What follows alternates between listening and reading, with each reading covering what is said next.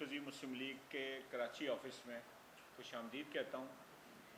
آج کی press conference میں میرے ساتھ دائیں طرف فنانس سیکرٹری محترم جناب محبوب علی صاحب موجود ہیں، ان سے آگے نائب صدر محترم جناب مہدی اسحاق صاحب ہیں، فیصل ندیم صاحب صوبائی صدر مرکزی مسلم لیگ صوبہ سندھ، اور ان کے بعد فیصل علی بلوچ یہ جوائنٹ سیکرٹری ہیں مرکزی مسلم لیگ کراچی، اور اس سے آگے شہباز عبدالجبار نائب صدر کراچی۔ اس وقت جو ملکی صورتحال ہے اور بالخصوص اور اسی کے ساتھ منسلک اس شہر کراچی کی جو معاملات ہیں اس کے حوالے سے آج کا ہمارا پریس کانفرنس کا موضوع ہے۔ مرکزی مسلم لیگ نے پچھلی پریس کانفرنس میں حقوق کراچی مارچ اناؤنس کیا تھا، اس کی ڈیٹ بھی کل آ گئی ہے، تو ان ساری موضوعات کے اوپر انشاءاللہ العزیز محترم جناب فیصل ندیم صاحب صدر مرکزی مسلم لیگ صوبہ سندھ یہ انشاءاللہ گفتگو کریں گے۔ الحمدللہ رب العالمین، الصلاۃ والسلام علی سید الانبیاء والمرسلین، اما بعد فاعوذ باللہ من الشیطان الرجیم، بسم اللہ الرحمن الرحیم۔ اس بات سے اس ملک کا رہنے والا ہر شہری بخوبی واقف ہے کہ ہم آج بھی حالت جنگ میں ہیں۔ ایک طرف ہندوستان کہ جس کی سازشیں ہمہ وقت ہمارا گھیراؤ کیے رہتی ہیں، اور اس کے بعد پچھلے دنوں آپ نے دیکھا کہ افغانستان کی جانب سے ایک نیا سلسلہ شروع ہوا۔ افغانستان وہ ملک ہے کہ جس کے لیے ہماری حکومت نے، ہمارے عوام نے بے بہا قربانیاں دی ہیں، اور میں یہ سمجھتا ہوں کہ جس طرح افغانستان بیرونی حملہ آوروں کی زد میں آ کر مسائل کا شکار رہا، بالکل اسی طرح سے ہم نے افغانستان کی حمایت کی، افغانستان کے لوگوں کی حمایت کی، ان کے حق آزادی کی حمایت کی، اور اس حمایت کے نتیجے میں ہم بھی بالکل اسی طرح مسائل کا شکار رہے۔ آپ جانتے ہیں کہ ایک لمبا سلسلہ، ایک لمبی جدوجہد روس کے خلاف ہوئی، جس کو آج بھی روس کے خلاف جہاد افغانستان کا نام دیا جاتا ہے۔ اس میں ہماری ریاست نے اور ہمارے عوام نے دونوں نے مل کر بھرپور طور پر اپنے افغانی بھائیوں کا ساتھ دیا، اور آپ نے یہ دیکھا کہ لاکھوں لوگ جو ہے وہ ہجرت کر کے، میرا نہیں خیال کہ پوری دنیا میں اس طرح کی دوسری مثال موجود ہو کہ اتنی بڑی آپ یہ کہہ لیں کہ تعداد میں لوگوں نے ہجرت کی ہو ایک ملک سے دوسرے ملک کی طرف، اور اس کے بعد ان کو اتنا وارم ویلکم کیا گیا ہو، اور ان کو کھلے عام یعنی کسی بھی ملک میں رہائش پذیر ہونے، بزنس کرنے اور ہر طرح کے کام کرنے کی آزادی ہو۔ آپ نے دیکھا کہ یہ کام ہماری ریاست نے کیا کہ افغانی بھائی ان کو ہر طرح کی آزادی دی گئی، اور جب روس کے خلاف یہ سلسلہ ختم ہوا اور روسی جارحیت سے افغانستان کو نجات مل گئی، تو اس کے بعد بھی بطور ریاست، بطور مملکت اور عوام کی بھی اگر بات کریں تو ان کی پوری ہمدردی ہر طرح سے افغانستان کے ساتھ رہی۔ لیکن اس کے بعد 9/11 ہوا، اور 9/11 کے بعد امریکی جو ہے دیگر ممالک کے ساتھ آ کر افغانستان پر حملہ آور ہو گئے، اور یہ پھر آپ نے دیکھا کہ ایک بڑی آزمائش تھی، اور اس آزمائش میں ایک دفعہ پھر ریاست نے اور ہمارے عوام نے بھرپور طور پر اپنے افغانی بھائیوں کا ایک بار پھر ساتھ دیا، اور اس ساتھ دینے کے نتیجے میں ہر طرح کے مسائل کا سامنا کیا۔ وہ جنگ کہ جس کو دہشت گردی کے خلاف جنگ کہا گیا، اب تک 1 لاکھ سے زیادہ ہمارے بھائی اس ملک کے رہنے والے عام شہری سیکیورٹی فورسز کے لوگ شہید ہو چکے ہیں. ہماری معیشت, ہماری اکانومی, اس نے اس پوری جنگ میں بہت زیادہ سروائیو کیا, اور آپ جانتے ہیں کہ مختلف اوقات میں اعداد و شمار بھی ہماری حکومت کی جانب سے لوگوں کے سامنے باقاعدہ طور پر پیش کیے جاتے ہیں کہ کئی $100 بلین کا ہمیں اس حوالے سے نقصان ہوا. تو اس کے بعد جب امریکہ نے افغانستان چھوڑا تو درست طور پر یہ سمجھا جا رہا تھا کہ اب جہاں افغانستان کے مسائل حل ہوں گے وہاں پر امن قائم ہوگا. بالکل اسی طریقے سے ہماری یہ سرحد جو ہے وہ ہمیشہ کے لیے محفوظ ہو جائے گی. لیکن یہ خام خیالی ثابت ہوئی, اور آپ نے دیکھا کہ وہ خوارج کہ جن کا کام معصوموں پر حملے کرنا, بے گناہوں کا خون بہانا اور قتل عام کرنا ہے, وہ جتھوں کی صورت میں آ کر ہمارے لوگوں پر حملہ آور ہونے لگے. عام عوام پر, مساجد میں, مدارس میں, عیدگاہوں میں, عوامی اجتماعات پر, اور اس کے بعد پھر اگر آپ دیکھیں گے تو پھر سیکیورٹی فورسز پر, ہماری سیکیورٹی فورسز پر مسلسل حملوں کا سلسلہ شروع ہوا. اور اس میں ایک بات انتہائی جس کو میں کہوں گا کہ قابل افسوس ہے, وہ یہ ہے کہ یہ سارے حملے افغانستان کی سرحد سے ہمارے اوپر کیے جا رہے تھے. یقیناً یہ ساری دنیا جانتی ہے کہ ہماری ریاست نے بار بار افغان حکمرانوں کو انگیج کیا, ان کے ساتھ بیٹھے, ان کو بات کی, اور انہیں یہ بات سمجھانے کی کوشش کی کہ ہم آپس میں بھائی ہیں, ہم آپس میں ایک لمبا جد و جہد کا ایک سلسلہ ہمارے بیچ موجود ہے جو ہم نے ساتھ مل کے کیا ہے. تو آپ کو چاہیے کہ آپ ان کو لازمی طور پر روک لیں.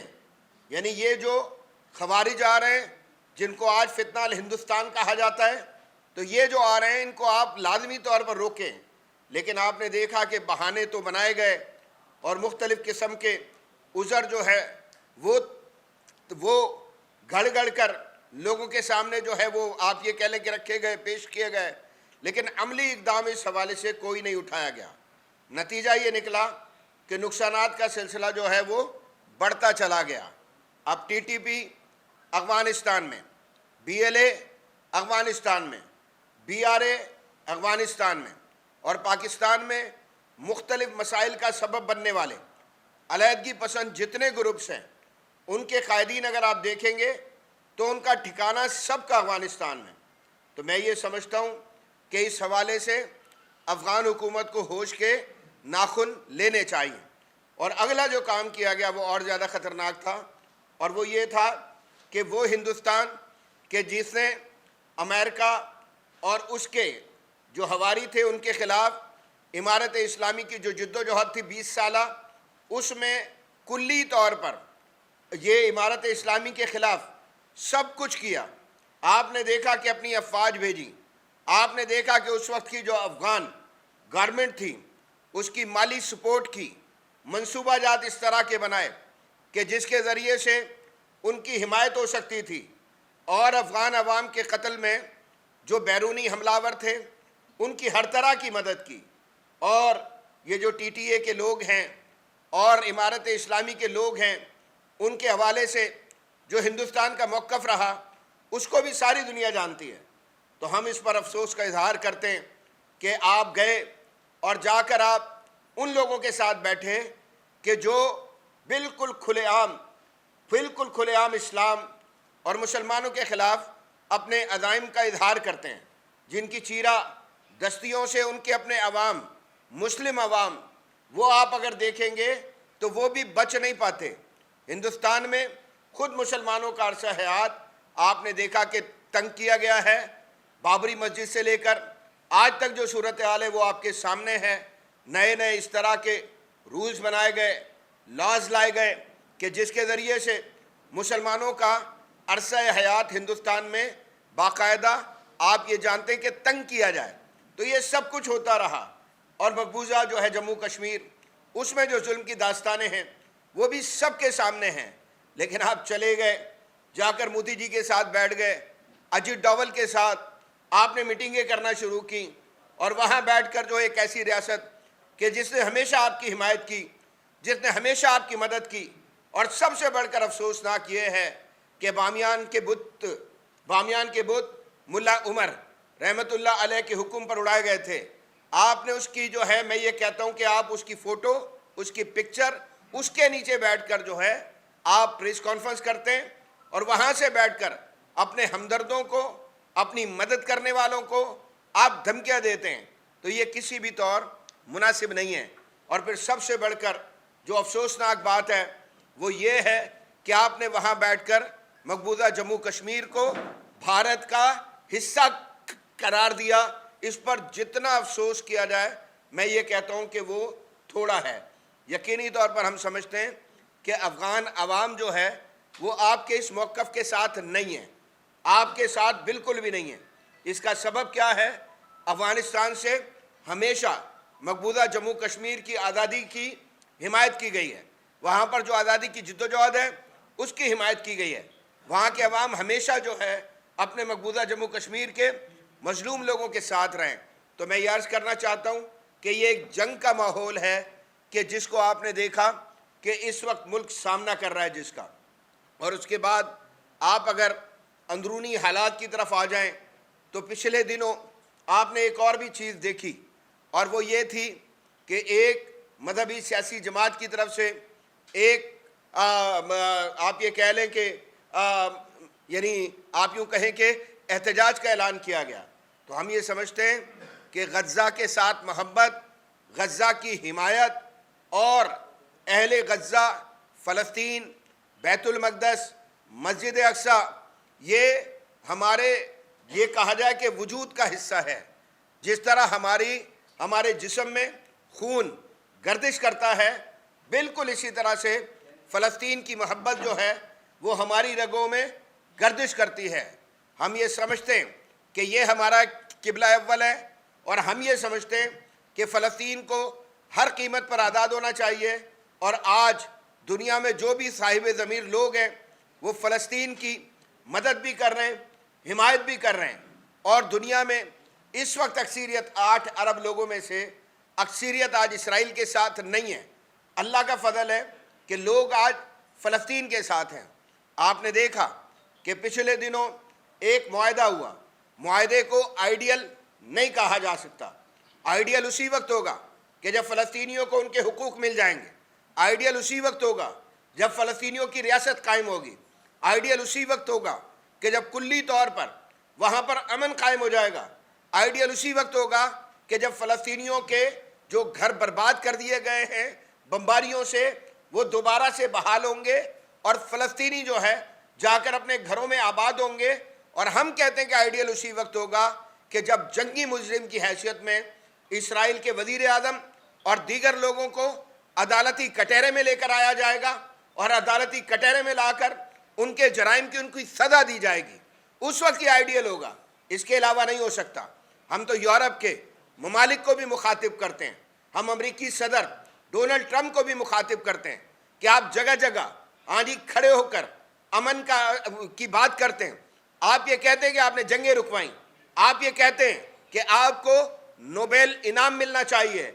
मैं ये कहता हूँ नोबेल इनाम आप मांगते भी हों और साथ में आप ये भी कहते हो कि आपने इसराइल में असलहे के ढेर लगा दिए। आप बेंजामिन नेतन्याहू जो इंसानी तारीख के चंद जालिम तरीन लोगों में से एक है, जो आज का चंगेज़ खान है, जो आज का हलाकू है, आप ये देख लें कि आप उसको हीरो के तौर पर दुनिया के सामने पेश कर रहे हैं और ख़ुद बता रहे हैं कि उसने असलहे की डिमांड की और ऐसा असलहा मांगा कि जिसके मुतालिक मैं भी नहीं जानता था, और हमने डिमांड के मुताबिक असलहा दिया। 2 साल में 21 अरब डॉलर की इमदाद आपने इसराइल को की। इसका मतलब ये है कि गज़ा पर जो भी जुल्म हुआ इसमें आप पूरी तरह से शरीक थे। तो ये जो मैं फिर कहता हूँ कि मगरमच्छ के आंसू बहाए जा रहे हैं, इनकी कोई हैसियत नहीं है। अगर आप वाकई अमन पसंद हैं और आप चाहते हैं कि दुनिया में अमन कायम हो, तो आपको मजलूम को मजलूम कहना पड़ेगा और उसका साथ देना पड़ेगा। आपको जालिम को जालिम कहना पड़ेगा और उसका रास्ता रोकना पड़ेगा। और जब तक आप ये नहीं करेंगे उस वक्त तक मामला सीधा नहीं होगा। तो आपने देखा कि पाकिस्तानी रियासत और पाकिस्तानी अवाम, पाकिस्तान का हर बच्चा, हर बूढ़ा, हर जवान, हर मर्द और हर औरत जो है, सब ने मिलकर अपने फ़लस्तीनी भाइयों का भरपूर तौर पर साथ दिया। लोग यूरोप की मिसालें देते हैं, लेकिन मैं कहता हूँ आपने अपने शहर में फ़लस्तीनियों के हवाले से बड़े बड़े प्रोग्राम्स और मुजाहरे देखे। पाकिस्तान भर में ये काम होता रहा। पाकिस्तानियों ने अपने फ़लस्तीनी भाइयों की अमली मदद की अल्लाह के फ़ضل के साथ, और जब तक ये सिलसिला जारी है, ये मदद का सिलसिला भी इंशाअल्लाह जारी रहेगा। तो मैं ये अर्ज़ करना चाहता हूँ कि मैंने आपसे ये अर्ज़ की कि मुआहदा हो गया, मुआहदा आइडियल नहीं था, लेकिन एक चीज़ जिसकी ख्वाहिश हर दुनिया के, मैं कहता हूँ कि साहिब ज़मीर शख्स को थी कि फिलफोर गज़ा में अमन कायम होना चाहिए, बमबारियों का सिलसिला बंद होना चाहिए, कत्लेआम का सिलसिला बंद होना चाहिए, ख़वातीन का, बूढ़ों का, बच्चों का कत्लेआम बंद होना चाहिए। ये सारी जितनी भी चीज़ें हैं, ये जो भी हैं, तो उसके लिए ज़रूरी था कि एक दफ़ा अमन कायम हो। सारी दुनिया बैठी है और बैठकर एक मुआहदा जो है वो कर लिया गया बतौर फ़रीक फ़लस्तीनी क़यादत। उसने भी इस मुआहदे को कबूल कर लिया, और उसके बाद हमने देखा कि फ़लस्तीन में खुशियों के शादियाने बजने लगे। इसके बेशुमार शवाहिद आपने भी देखे वीडियोज़ की सूरत में और दीगर। तो हम ये समझते हैं इजहार यकजहती तो किया जाना चाहिए, और भरपूर किया जाना चाहिए, मुसलसल किया जाना चाहिए, हमेशा किया जाना चाहिए। लेकिन ये जो एक सिलसिला है कि जिसमें हम ऐसा एहतजाज करें कि जिसमें हम अपनी गलियों को, मोहल्लों को, बाज़ारों को, अपने शहरों को मुतासिर करें, तो ये किसी भी तौर हम इसको जायज़ नहीं समझते। लेकिन उसके साथ अगली बात कि अगर इस तरह के किसी भी एहतजाज का ऐलान किया गया था और उसके बाद एहतजाज शुरू कर दिया गया, तो उसके बाद जो हमारी गवर्नमेंट है, और ख़ास तौर पर मैं पंजाब की गवर्नमेंट की बात करना चाहता हूँ कि अपने लोगों को डील करने का तरीका मुख्तलिफ होना चाहिए। हर बात डंडे के साथ, जबर के साथ, गोली के साथ, खून बहाकर, लाश गिरा के नहीं की जा सकती। बहुत सारे दीगर ज़राए हैं कि जिनको इस्तेमाल किया जा सकता है। गवर्नमेंट के पास हर चीज़ मौजूद होती है, लोगों को इंगेज किया जा सकता है, मुख्तलिफ लोगों को दरमियान में डाला जा सकता है। बहुत बड़ी बड़ी शख्सियात इस पाकिस्तान में मौजूद हैं कि जिनको आगे बढ़ाकर, जिनको सालिस बनाकर मसले का हल निकाला जा सकता है। लेकिन याद रखें कि जब लाशें गिरने का सिलसिला दोनों तरफ से, ना ये पुलिस की तरफ से ठीक है, हम कहते हैं कि अगर अवाम में से किसी की लाश गिरी है तो उसकी मजम्मत की जानी चाहिए, लेकिन अगर कोई पुलिस वाला शहीद होता है तो उसकी भी उसी तरह से मजम्मत की जानी चाहिए। इसकी वजह यह है कि अवाम में से किसी का खून बहा, वो खून हमारा था। अगर पुलिस में से किसी का खून बहा तो वो खून भी हमारा था। तो इसीलिए दोनों जानिब जो है वो मजम्मत किया जाना ज़रूरी है। तो उसके बाद देखा कि अंदरूनी हालात जो हैं हमारे मुल्क के, वो एकदम अचानक मुतासिर हो गए।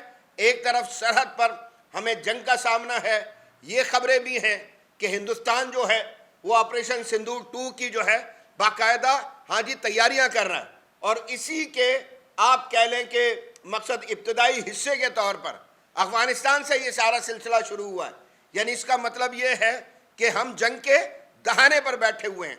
तो ऐसे वक्त में अपने मुल्क को, अपने सूबों को, अपने शहरों को संभाल कर रखना बहुत ज़्यादा ज़रूरी है। तो इस कैफियत में हम ये समझते हैं कि ये मार्च इन हालात में कि जब गज़ा में अमन कायम हो रहा था, ये गैर ज़रूरी था। अगर आप चाहते कि उनके साथ इज़हार यकजहती करें तो इज़हार यकजहती कहीं भी किसी भी जगह किया जा सकता है। हम ये समझते हैं कि अमरीकियों को अगर आपने जाकर कोई मज़म्मती जो है वो करारदाद आपने अगर जो है ना ये समझ ले कि उनको देनी है, तो उसके लिए भी आप एक डेलीगेशन बनाएं और उसके साथ जाकर ये काम करें, और ये हुकूमत को इसमें रुकावट नहीं बननी चाहिए। अमरीकियों को कदम कदम पर बताना चाहिए कि तुम जालिमों के साथ हो, बल्कि तुम खुद जालिम हो। ये बात बार बार उनको मुस्तकिल बतानी चाहिए, लेकिन इस बताने के सिलसिले में अपना नुकसान करना नहीं बनता। तो मैं जो बात आपको अर्ज़ करना चाहता हूँ कि मुल्क के हालात जो हैं वो बहुत अच्छे नहीं हैं। आपने देखा कि पिछले दिनों हमने एक ऐलान किया, हम इस बात का इजहार बार बार करते हैं कि ये शहर कायद, शहर कराची, ये पाकिस्तान का सबसे बड़ा शहर, पाकिस्तान की मुआशी शहरक, پاکستان کا محسن یہ شہر ہے، پاکستان کو سنبھال کر رکھنے والا یہ شہر ہے، پاکستان کو کندھا لگانے والا یہ شہر ہے، پاکستان کے لیے مسلسل جو ہے روزگار کا اور آمدن کا سلسلہ بننے والا یہ شہر ہے۔ لیکن یہ جتنا بڑا شہر ہے اس کے ساتھ اتنی بڑی زیادتیاں کی جاتی ہیں۔ یہ کراچی شہر جو ہے، یہ کراچی شہر پاکستان کا مظلوم ترین شہر ہے۔ دنیا کے بڑے بڑے شہر دیکھ لیجئے، وہاں پر حکومتوں کے رویے دیکھ لیجئے، وہاں پر حکومتوں کی منصوبہ بندیاں دیکھ لیجئے، اور اس کے بعد اس شہر کراچی میں آ جائیے تو آپ کو رویے متضاد دکھائی دیتے ہیں۔ میں حیران ہو رہا ہوتا ہوں، یقین کیجئے کہ کہہ رہے ہوتے، ابھی کل پرسوں میں نے خبر دیکھی کہ 2047 کی منصوبہ بندی کی جا رہی ہے، اور بتایا جا رہا ہے کہ 2047 میں ہم کراچی کو یہ بنا لیں گے۔ اس کا مطلب یہ ہے کہ 2017 میں آج آپ جب 17 سال آپ کی حکومت کو ہو چکے ہیں تو آپ بتا رہے ہیں کہ 2047 میں جا کر آپ کراچی کو کچھ دیں گے۔ اس کا مطلب یہ ہے کہ یہ جو کراچی کے عوام اور سندھ کے مظلوم عوام، ان کو 30 سال مزید آپ کو برداشت کرنا پڑے گا، اور اس کے بعد پھر کوئی خیر خواہی کا سلسلہ شروع ہوگا۔ تو جان لیجئے کہ عوام آپ سے اکتا چکے ہیں، عوام آپ کے دعوے، آپ کے نعرے، آپ کے کھوکھلے اور جھوٹے یہ نعرے اور دعوے جو ہیں ان سے اکتا چکے اور آپ کے جھانسے میں بالکل بھی نہیں آئیں گے۔ تو یہ ایک جد و جہد کا سلسلہ ہے۔ آپ اچھی طرح جانتے ہیں کہ آؤ سنبھالے کراچی، ہم نے یہ عنوان دیا۔ اگلا انشاءاللہ العزیز ایک سلوگن اور کہ اب کراچی بولے گا، انشاءاللہ ان کے تحت ہم نے ایک مستقل جد و جہد کا اپنا اعلان کیا۔ یہ کوئی ایک دن کی، 2 دن کی، ہفتے کی یا 2 ہفتے کی یا مہینے کی جد و جہد نہیں ہے، یہ مستقل جد و جہد ہے جو انشاءاللہ العزیز ہم نے شروع کی ہے، اور یہ مستقل جاری رہے گی۔ اسی سلسلے میں آپ جانتے ہیں کہ 19 اکتوبر کو ہم نے حقوق کراچی مارچ کا اعلان کیا تھا، لیکن ملکی حالات کے پیش نظر اور یہ جو امن امان کی صورتحال ہے اس کے پیش نظر ہمارے علم میں یہ بات ہے کہ کچھ ملک دشمن عناصر جو ہیں اور ایسے لوگ کہ جو پاکستان میں امن کے خلاف ہیں، وہ کوئی ایسا اقدام جو ہے وہ کرنا چاہتے ہیں کہ جس کے ذریعے سے نقصان پہنچایا جا سکے معصوم لوگوں کو۔ تو اس صورتحال کو مد نظر رکھتے ہوئے جد و جہد ہماری جاری رہے گی۔ ہم سندھ حکومت کو غاصب سمجھتے ہیں، ظالم سمجھتے ہیں، اور اس سندھ کے اور بالخصوص میں یہ کہوں گا کہ یہ جو شہر کراچی ہے اس کے وسائل پر لوٹ مار کرنے والا سمجھتے ہیں۔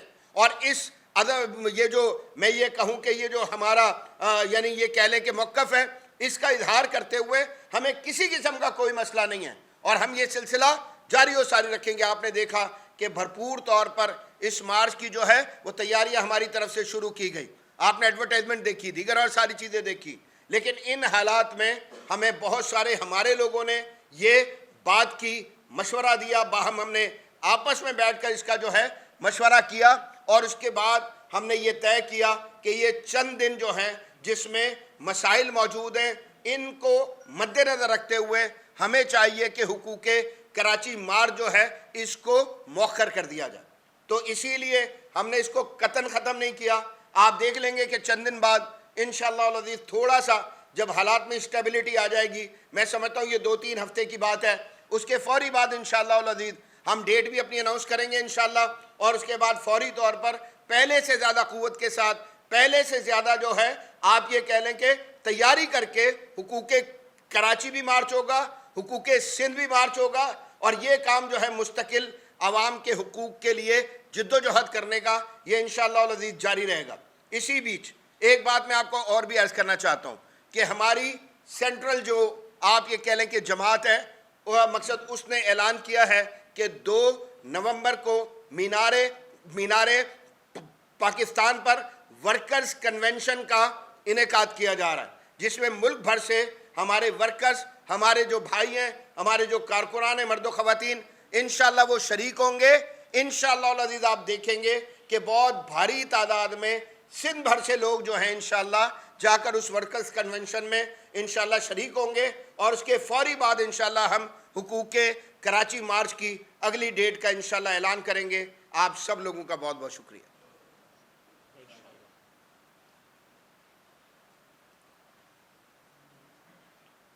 آپ یہ بتائیں گے ایسے کیسے حالات تھے جو آپ نے یہ حالات تو آپ کے سامنے ہیں. کل آپ نے ایک خبر سنی ہے کہ 100 خودکش حملہ آور انہوں نے بھیج دیے ہیں. آپ اچھی طرح جانتے ہیں کہ انہوں نے 3-4 شہروں کو فوکس کر کے نام لے کے بیان کیا کہ فلاں شہر ان میں سے ایک شہر آپ کا بھی ہے. اور پھر آپ اچھی طرح سے یہ بھی جانتے ہیں کہ اگر فرض کریں کہ اس طرح کے کسی بھی مسئلے کے پیچھے ہندوستان ہے تو ہندوستان کا سب سے بڑا ہدف جو ہے وہ کون لوگ ہو سکتے ہیں. آپ اچھی طرح جانتے ہیں اس بات کو. تو اس کے علاوہ بھی ہم ہرگز نہیں چاہتے کہ پہلے سے اگر ماحول میں غصہ موجود ہے اور انتشار موجود ہے تو ہم کسی بھی طرح اس انتشار میں اضافے کا باعث بنیں. تو اسی لیے ہم نے یہ فیصلہ کیا کہ یہ کام ہم نے ضرور کرنا ہے, لیکن انشاءاللہ العزیز تھوڑا سا مؤخر کر کے.